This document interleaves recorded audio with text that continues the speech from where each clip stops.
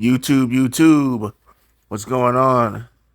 This is Liston 3270 with Liston Unfiltered.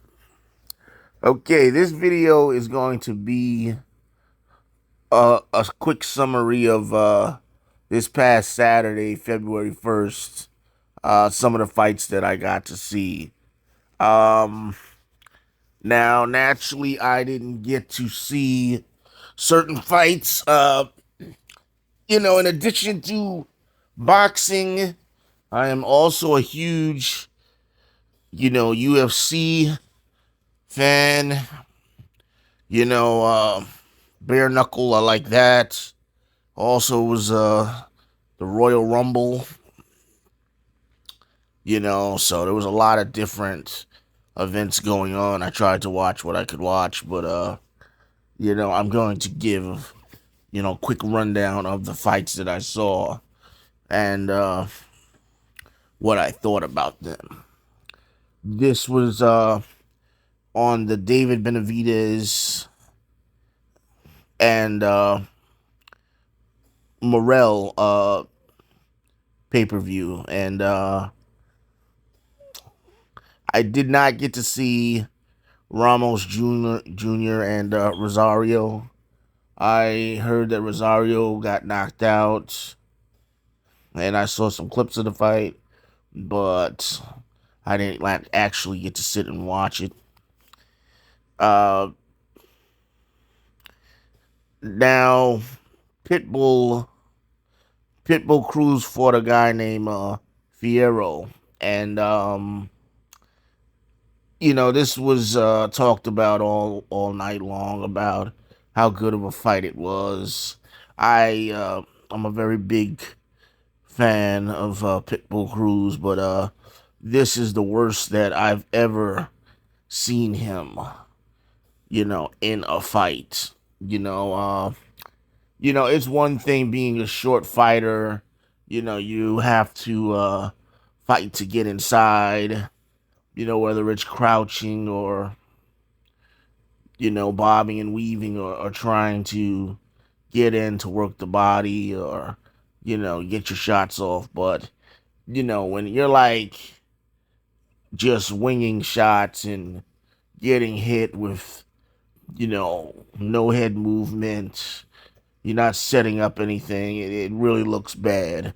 And Pitbull Cruz is a fighter I've always liked because he's very aggressive, but, I'm not saying he's the most technically sound fighter in the world, but, he, his defense is a little bit better than he gets credit for. But this fight here, it was absolutely horrible. It was like he was just fighting off of emotions, getting hit with everything. And if anyone has subscribed to this channel, the one thing I talk about in more of my videos than anything is defense and getting hit a lot. And he just looked horrible. I don't, if he continues to look like this, his career won't be lasting much longer. You have to go back to what got you to where you're at in the first place. You don't get away from that. And sorry, I'm very sorry. I was very shocked and surprised. His face, showing bruising. This guy, Fierro, was a taller guy. Durable, very durable.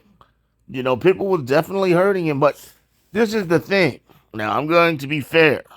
Even though, like I said, I'm a fan of Pitbull. Pitbull did end up winning the fight, but I don't feel Pitbull should have won.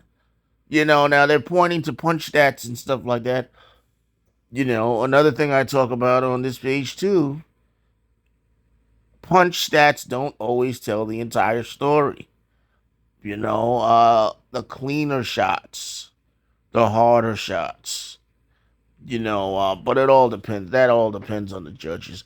I mean, you can always talk about fights and what you like and, fans and, everybody's different. But I personally am happy that he won. I don't think he did win, and I hope I really hope for his sake that he can tighten things up. This was not a good performance. And the PBC commentators are talking like, he looked wonderful, and I don't know what they were looking at. I really don't. But obviously, it was not the same fight, and but it's just one fight. Maybe got away from him, but review some tape and correct some mistakes. But that is my sentiments on that. Pitbull was hurt a few times in the fight. Fierro took a lot of hard shots as well, and he kept going and made a good account of himself. I think his stock rises up a little bit, honestly. You know, um, overall, it was if you like slugging and it was it was a good fight. Um, the next fight was Felton. Was it Stephen Felton? I think his name is, and Figueroa, right? Figueroa. Yeah, this was a boring fight. Uh, I watched a few rounds of it, and then I ended up turning away from it. Fulton won he won a decision. Uh, it wasn't very exciting. I but it was a good fight from good enough fight. Not exciting enough for me to want to sit and watch the entire thing, but it was a decent fight, I suppose. Moving on. Now, the Benavidez and Morrell fight was a very, very it was a good fight. Did it live up to the hype? I don't think it lived up to the hype, honestly. I don't. However, I will say that the fighters had you know, quite a few exchanges throughout the fight. Benavidez got knocked down late. Um, Benavidez tried pressuring Morrell. Really, it came down to Benavidez pressure. You know, and Morrell, was not throwing a lot of shots to the body, which was odd, which should have been his game plan. Um, Morrell got hurt a few times in the fight, but I think he hurt Benavidez a few times too. Like I said, there was some interesting exchanges, but I think Morrell, his inexperience, certain things. If he he would have had a better night for sure. Definitely, Benavidez ended up winning the fight. Morrell, you know, doesn't have many fights and was lacking that experience, But it was a good fight. It definitely was a good fight. I definitely expected a little bit more, but I was not disappointed in the fight. Uh, you know, Benavidez is definitely a problem. I think that the winner Benavidez now will look to face the winner of Beterbiev and Bertebiev and Bivol. Now it's funny when the Bivol fight with Beterbiev happened.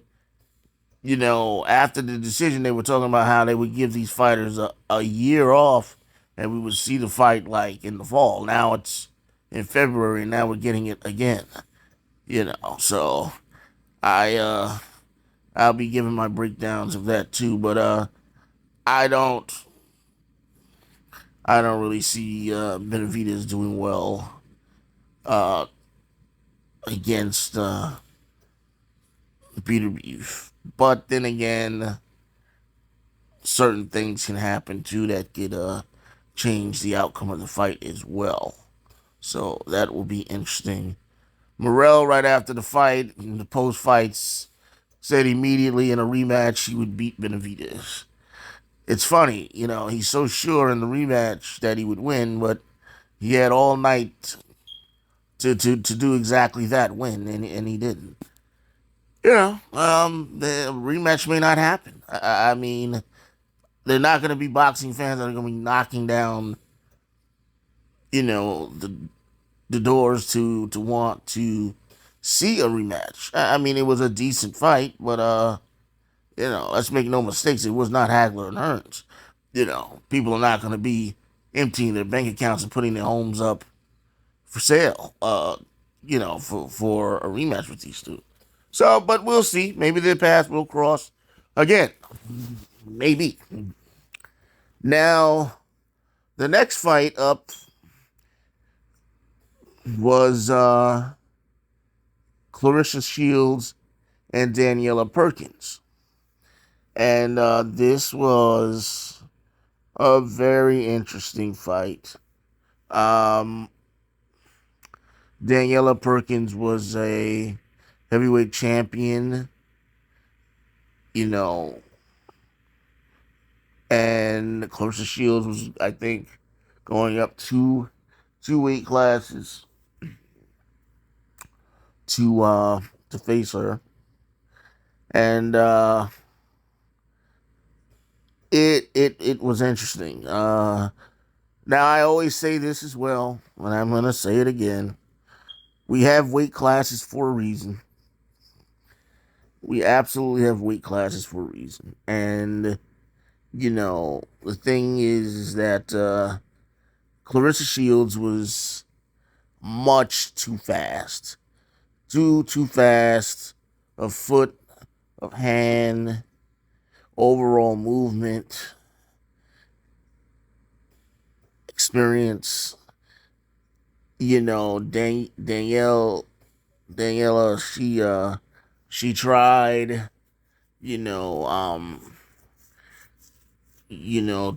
to win. She showed a lot of heart. She took a lot of punishment. Claressa Shields seems that as she's moving up in weight, she's hitting even harder than she was at the lighter weights. She hit Perkins with a lot of overhand rights. That was the punch that was getting Perkins into trouble a lot. And she was hitting her with it over and over and over again. And there were times though that Perkins she didn't really, understand like cutting the ring off per se, but she was following Claressa Shields a whole lot and getting countered and being made to pay for it. But there were those times where she did, maneuver Shields to the ropes, and Claressa did a good job of, with her defense, picking and rolling with shots and stuff like that. But Perkins was landing some heavy shots, and there was one round in particular where, it appeared she had a really good chance to really hurt Shields, but she couldn't take advantage of it. It's an experience thing.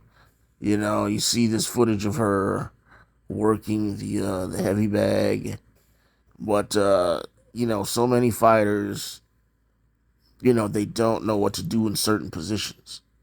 We go back to the Rumble in the Jungle with George Foreman, 8 rounds, and he didn't know what to do with a guy who just stood in front of him all fight long. But yet, he's the hardest puncher in boxing history, supposedly. 8 rounds and could do nothing with a guy just standing there, standing in front of you, just all fight long.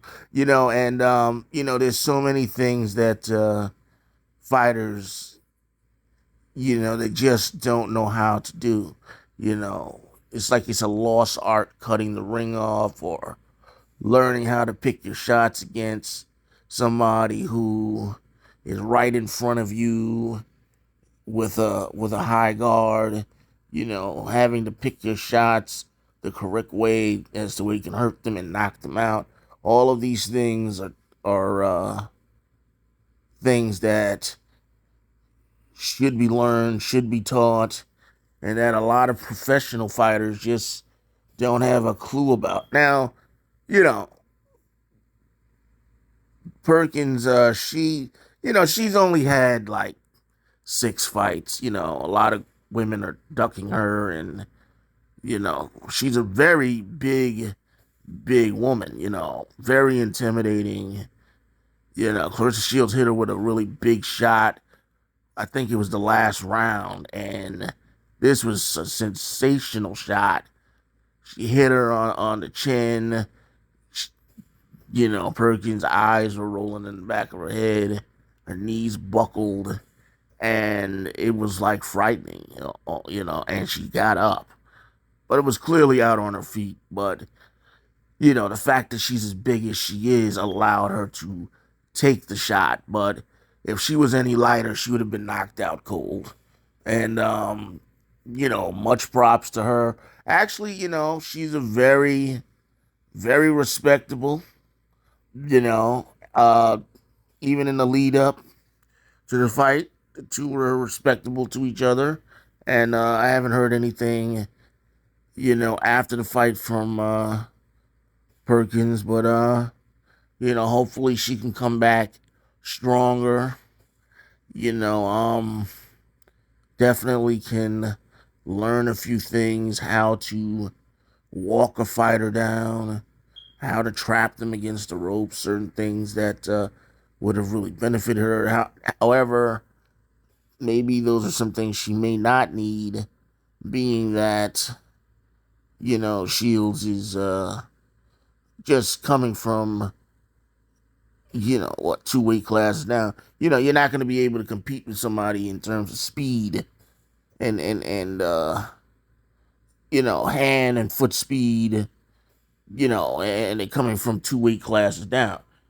And you're natural at your weight class, and they're coming up to you. The only thing you can really hope for is maybe to walk them down and be the bigger puncher. But if you're not even that, the options are very limited. But shouts out to both of the young ladies, putting on a hell of a fight. And Claressa Shields has definitely put women's boxing back on the map. And it was a wonderful thing. And Bud Crawford was out, and it was a really good showing from Claressa Shields. She stayed very composed, and she looked very good, and a good night for boxing as well. So with that, this video has come to an end. Hopefully you have liked the video and the breakdowns. If you've seen these fights, let's talk about them in the comments. Please like, share, and subscribe. Until next time, I'm out.